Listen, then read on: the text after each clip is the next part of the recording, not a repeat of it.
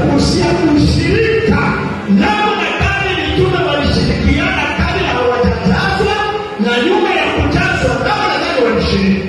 Hakuna uamsho bila ushirika. Na watu wawili hawawezi kwenda njia moja wasipofanya nini? Haiwezekani akupatanake kubaraza na wewe kisha twende mbingu pamoja na wewe. Haiwezekani. Mstari wa 11 mstari wa 6. Wakasaidiana kila mtu na mwenzake. Wakakaribiana kila mmoja na mwenzake. Kila mtu akamwambia ndugu yake. Kila mtu akamwambia ndugu yake, uwe na moyo mkuu.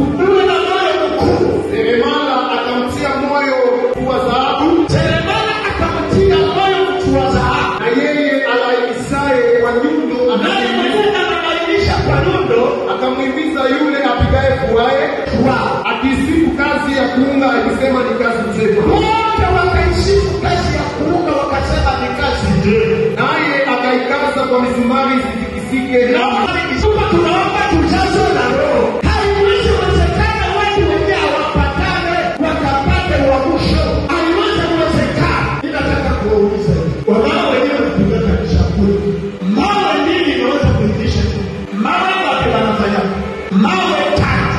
Ile mawe tatu inaonyesha utakatifu. Kama mbinguni vile kulivyo Baba, Mwana na Roho Mtakatifu. Na kwa huu utatu ndio maana sisi kuna nguvu na mbingu ina nguvu.